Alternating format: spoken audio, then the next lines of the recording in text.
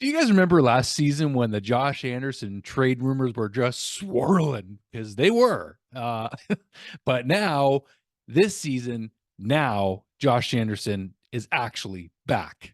He's back. And he's more, I don't want to say more confident than ever, but he's back to his old confident self. And it's fun to see. Ladies and gentlemen, it's fun to see. We're going to talk about Josh Anderson. We're going to talk about the Montreal Canadiens closing out the season series, if you will, against the Winnipeg Jets. The exact same score, the exact same kind of result. And yours truly was at the last game in Montreal on October 28th when the Habs won in a shootout. Anyways, tonight, a different story. The Habs actually get an overtime winner on a power play goal. The Barron brothers unite. There's so much to talk about in this game, guys. We got a ton of content. Stay tuned to the end. We're gonna have some fun. You're gonna have less fun if you click off this video. Don't do it. Don't do it. All right. I'm kidding. I'm having some fun. Anyways, guys, lots to tell you about. Let me just throw this out there real quick for fun. Tomorrow or today, you're going to be watching this. Today is when you're going to be watching this on December 19th. Habs Digest. The boys and I, Jesse, Josh, myself, put together a video on their channel. Stay tuned for it. Some Habs trade stuff, some Slavkovsky talking more. Stay tuned. Live premiere tomorrow around 6 o'clock Eastern time or so. Maybe 5:45, I think they said. Anyway, I just want to throw that out there. Okay, so let's just start.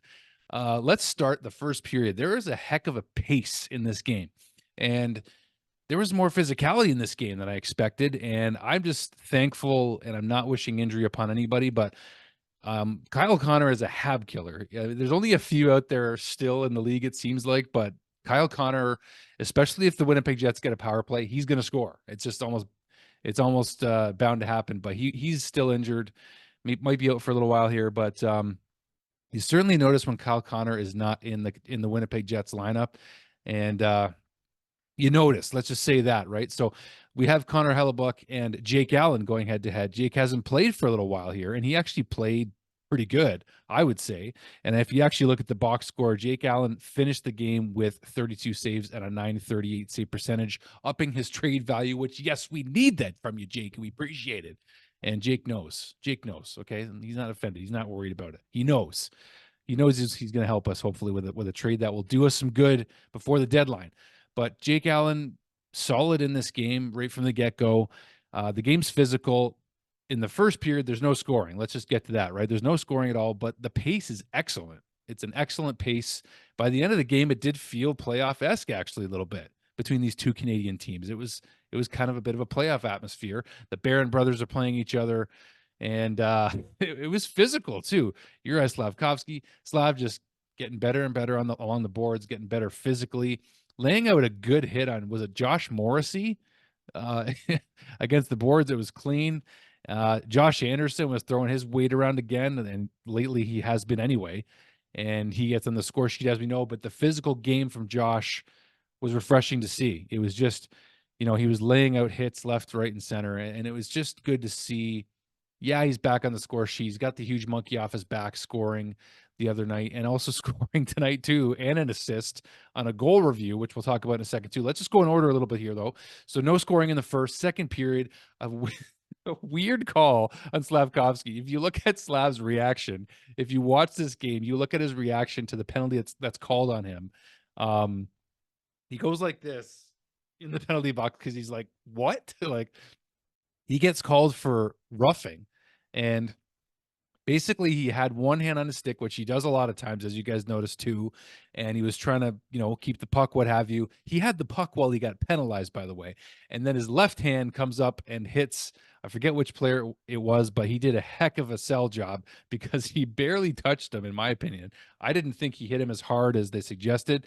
It certainly was a good sell job. That's why his hand was on his face, not believing that call was actually made. But the Habs kill it off anyway. Somehow, some way, we're able to kill off both power plays from the Winnipeg Jets in this game, mainly because Kyle Connor was not playing. And then we get to the rest of the second period, and Josh Anderson on a play where Mike Matheson and Jake Evans both make a nice play. Matheson comes in, and actually it's Jake Evans that makes the dish in tight to Mike Matheson. I love when he jumps up in the rush. He's brilliant. My look-alike Mike Matheson from Point Claire, where I was born. Yeah, it's weird. It's anyway. Jake Evans gets the puck over to Mike, or Math as they call him, Matheson, and he puts it on net, and it goes off Josh Anderson's leg and in the net.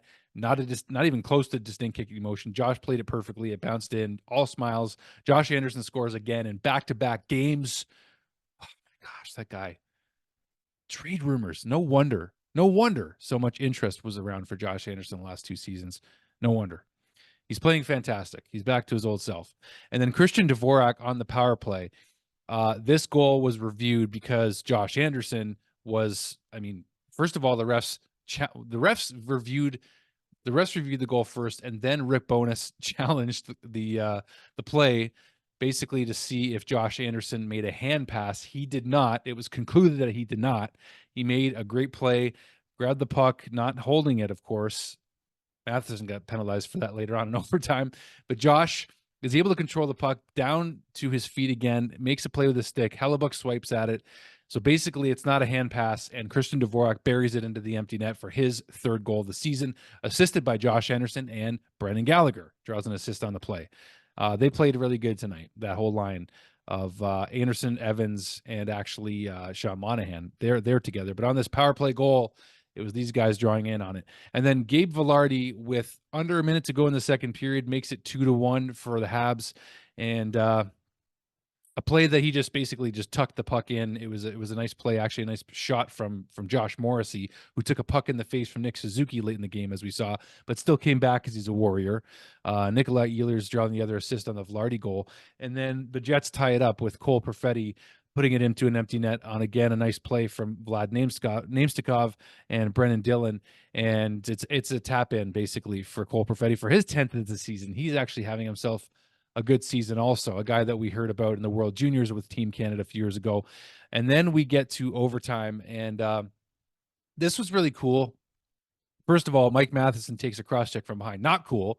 That penalty went to Adam Lowry, actually. So it was a couple of cross-checks, but one that looked like it was enough of a cross-check that it's like, yeah, you kind of got to call it. But then on the same play where Mike Matheson's getting cross-checked by Lowry, he covers the puck with his hand. You can't do that. They end up both going off, right? And it's still a 4-on-3 for the Habs the rest of the way. And this power play in overtime for the Canadiens was so nice to watch for the simple fact that it wasn't clear that it was gonna. Well, it was some deception on the side of Nick Suzuki and Cole Caulfield. They both draw assists on the winning goal. Morgan Barron, Justin Barron's brother, playing in this game. They both actually got some shifts on against each other, which was fun to see also. But in this overtime, you guys saw Nick Suzuki firing a sweet pass. First of all, they won the draw. So Nick Suzuki wins the faceoff. That's huge. And then Nick Suzuki gets the puck back and then fires it over to Cole Caulfield. He's looking shoot a little bit, and then he passes it back to Justin Barron, and then he just has a wrist shot that beats Connor Hellebuck, because I don't know that Hellebuck was expecting that shot, but the Habs moved the puck around quick enough to give Justin Barron enough time to shoot it. Wrister, glove side.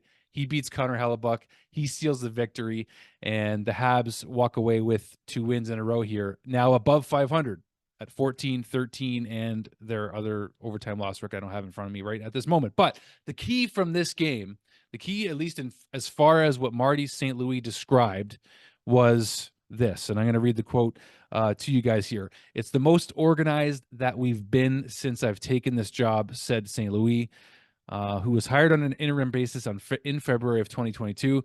"It takes time to build that. Different parts of the game. I think we're just evolving as a team, but as a group, I feel we're really locked in." So the Canadiens are still in the playoff picture at this stage. We continue to talk about how that's not the goal of this season. It's still development. And you know what? The Canadiens are progressing now at this particular moment where we wanted them to earlier in the season. We wanted to see more progress earlier in the season, but we're seeing it now instead, right?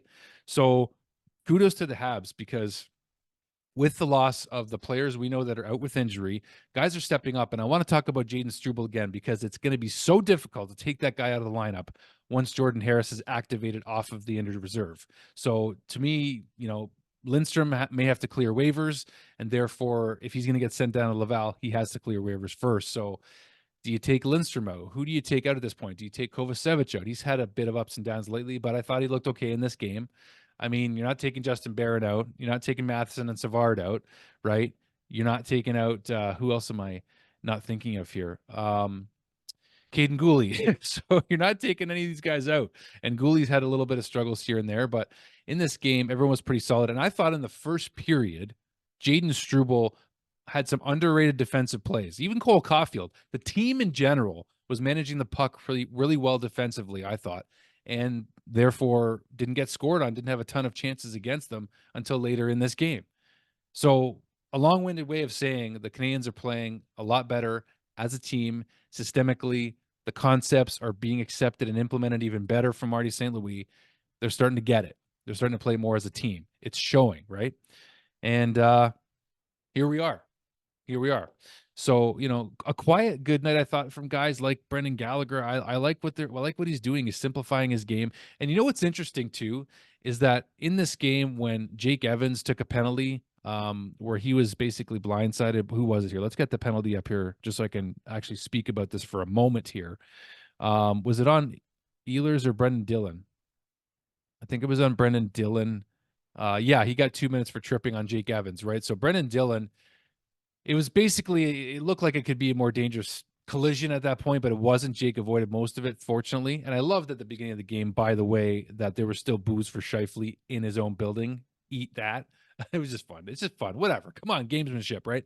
And anyways, so Brendan Dillon takes the penalty on Jake Evans, and Josh Anderson steps in, gives him a little bit of a shove or a little bit of a shot, but he doesn't go too far. And that's what I liked also was the discipline there. Josh let him know what's up. Josh could defend his teammate at that point, but he was smart. And instead, what do the Canadiens do? They go on the power play and they score. And if that was Arbor Jack guy, dare I say it, that could have been a retaliation penalty. And that's why Arby is smiling and he's in Laval and he's going to correct that. We hope. So what I'm saying is, as a team, the Canadiens are playing more for each other. They're playing smarter. They're playing more disciplined. It's showing. And who is this team? Who is this team right now? We don't know. We don't know the full identity of this team. All we know is that with these wins right now, and yeah, the losses could start piling up again. We know, but they're playing well. They're playing very well. And it's fun because we're almost at Christmas time and we wanted them to be relevant past Christmas. We have a couple games to go before Christmas, back to back this weekend, and then we'll see how they're doing. Long-winded version, but I think I was on point as best as I could be tonight to describe this game with you guys. And hats off to Jake Allen, hats off to Justin Barron, Josh Anderson, guys that just played really well in this game, and happy with the performance, happy with the team effort. So thank you guys for watching. Stay tuned again for Habs Digest as I join the boys. We'll be that video will be coming out. It's already recorded. So enjoy that, guys. Thank you for watching. Thank you for supporting. Much love and appreciation to all of y'all. And we'll see you soon. Thanks, guys. Go Habs, go.